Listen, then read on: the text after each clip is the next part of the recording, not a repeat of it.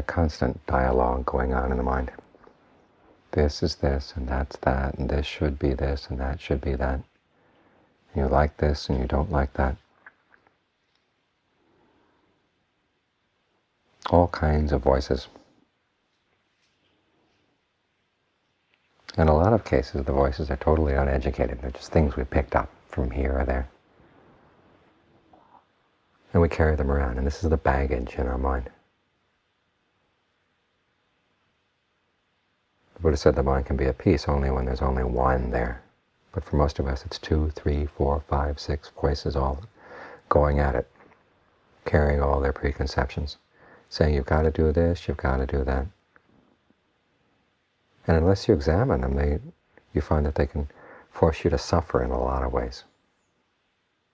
Some of the things we hold to, not so much that we like them, it's because we're afraid if we don't hold on to them, something bad is going to happen. Or if we don't do things this way or that way, something bad is going to happen. And we hold on to it and force ourselves to create suffering for ourselves in this way. This is when the mind begins to settle down. This is one of the big issues you've got to deal with, is the different voices in the mind that get in the way of it settling down. Some of them are just random voices. Others more insistent, more pervasive, more in control. And you've got to learn how to put a question mark next to them. Anything that gets in the way of the concentration, put a question mark. Do you really believe that? Is that kind of thinking really right? Is it really useful? That's what it comes down to. How useful is that kind of thinking? Then you begin to see how much you hold on to without that you haven't really examined in the past. You just accepted it because other people said it was true, or it sounded right, or maybe it worked once. And then you hold on to that as a habit. And it's always amazing as the mind begins to settle down, just the things that come up. The ideas, the presuppositions. This is why, as we were saying earlier today, when the passage from the Buddha said there's no jhana without discernment, no discernment without jhana. No solid concentration without understanding, no understanding without solid concentration. The two have to go together. In other words, you have to have some understanding of the workings of the mind before you can really settle down. Because otherwise you'll fall for all the old tricks that the mind's been playing on itself. Saying you've got to think about this, you've got to get involved in that, you can't neglect this, you've got to look into that. And you've got to be able to see through those voices. That's just what they are, just sort of disembodied voices floating around there in the mind. And learn how to put a question mark, say, I wonder if that's really true. And then just put it aside and go about your work, focusing on the breath. And then as your mind gets more and more still, more and more quiet, you begin to see these voices in more clarity. And other voices that have been hiding under the surface begin to come up to the surface. So this is how these two processes help each other. The more quiet you are, the more you can see. The more you see, the more you're able to keep the mind quiet. Which is why there is no such thing as a separate tranquility technique or a separate vipassana technique. Any technique you have, anything that you will the mind into, focusing on or doing, it's a concentration technique. You can do concentration, you can't do insight. Insight is something that arises when the mind gets still, and many times it's unexpected. You can't map it out saying, well, first you're going to gain this insight, and then you're going to gain that insight. These things vary from person to person, what you happen to notice as you're doing your work. It's like the difference between an artisan and an artist. An artisan just has a particular technique, a particular craft that he uses, and he may get very good at it, but unless he gets the kind of understanding that develops the art, just stays as that, a craftsman, craftswoman. But if you begin to notice things, you say, well, how about this? Well, how about that? Questioning this, questioning that, trying this, trying that. It's that element of ingenuity in the practice that makes all the difference. When you don't keep following the same old patterns or falling for the same old ideas over and over again, when you learn to question them. This is why it's so important to be able to come out to a place like this, where you can get out of your ordinary ruts and begin to air out the mind. And start questioning the attitudes that seem to work so well in your daily life. But when you begin to take them apart, realize that you're creating an awful lot of unnecessary suffering for yourself. The Buddha points out that simply living as a human being involves pain. There's the pain of the body. There's the pain of having to be dependent on things. We have this body that needs sustenance. And in order to get sustenance, we have to work. Other people have to work. It's a real burden. That's simply a part of aging, birth, aging, illness, and death. But there's a lot of suffering that's totally unnecessary, the stuff that we inflict on ourselves through our own lack of skill in managing our minds. And that's something we can work on in the meditation. Learning how to deal more skillfully with issues as they come up. And recognizing patterns of thought that are skillful, that don't lead to suffering, and ones that are unskillful, that do lead to suffering. Learning how to stop acting and thinking and speaking in unskillful ways. That's what our practice is all about. When we stop doing unskillful things, and the unnecessary suffering we inflict on ourselves just gets less and less and less, until it reaches a point where we don't do it anymore. We don't make ourselves suffer. There's maybe still feelings of pain in the body, but there's no suffering in the mind. So the practice is one of developing skill. Back in ancient cultures, they used to make a division between two types of knowledge. There's warrior knowledge and there's scribe knowledge. Scribe knowledge is the things that you can put down in words.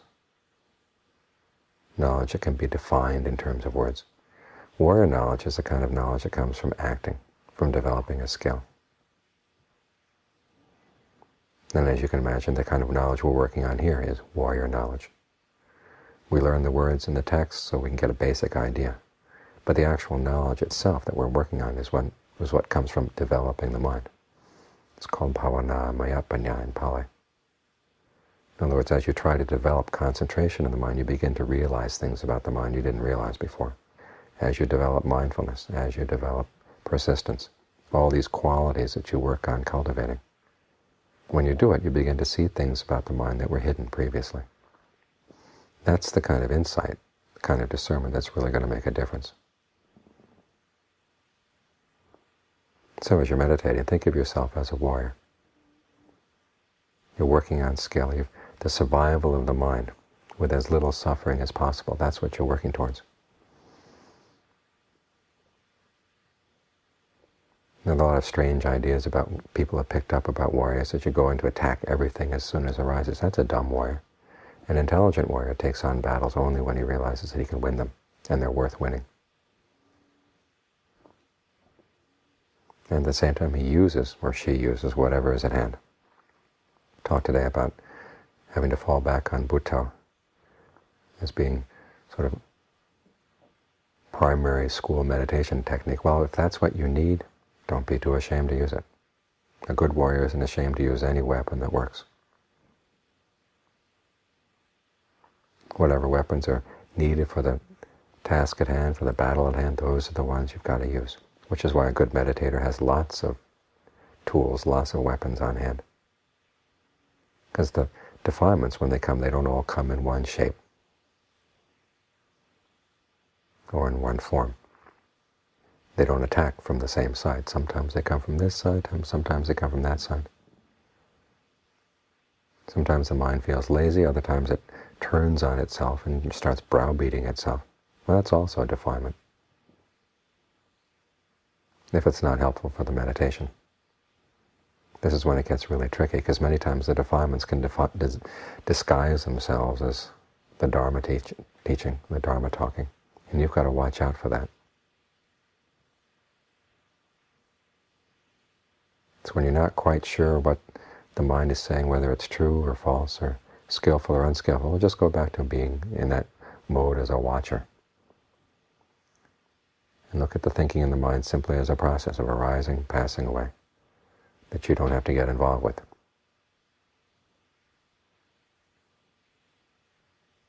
And at the very least, you'll find that you'll survive whatever that state of mind is.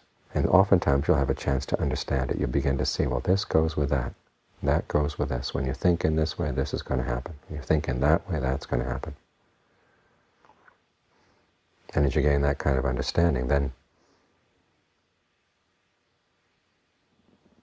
the next time it comes around, you're better armed, better prepared for it.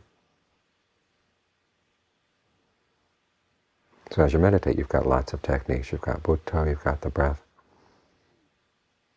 You've got your ability to analyze things when analysis works. You've got your ability to turn it off when that doesn't work. In other words, as a meditator, you've got to be skilled in lots of ways. But what it comes down to is whatever works in clearing up the suffering of the mind, that keeps the mind from creating burdens for itself. Whatever technique works, that qualifies as the Dharma. Whether or not it's in the text, whether or not you've heard it from the teacher, you find as you look back on it that the things that work all tend to fall into particular patterns. But the techniques that work may not necessarily be the ones that you'd expect, because where do your expectations come from? It comes from your past ignorance, in addition to your past knowledge. And so when all the things you've read in the books don't work, just sit down and look at the problem. Use your ingenuity to find some way around it. And if it works, you've learned some new Dharma. In other words, if it works in alleviating the unnecessary suffering that the mind creates for itself. Because as you stop creating suffering for yourself, you find it easier to be good with other people as well. This is why it's not a selfish practice. And the principle of loving kindness is not just an idle wish or say, may all living beings be happy. It also means actually being kind to yourself, not creating this unnecessary suffering that you pile on yourself all the time. And when you find that your mind is less piled on like this, it's easier to feel some sympathy for the other people who are piling stuff on their minds as well. That's why the benefits of the practice go not only inward, but also outward. But the essence of the issue, where the real work has to be done, is right here inside. Finding where those unnecessary burdens are, the burdensome ideas, the burdensome things the mind tells itself it has to do this and it has to think like that. And figuring out how to let them go. It's a gift not only to yourself, but it's to the people around you.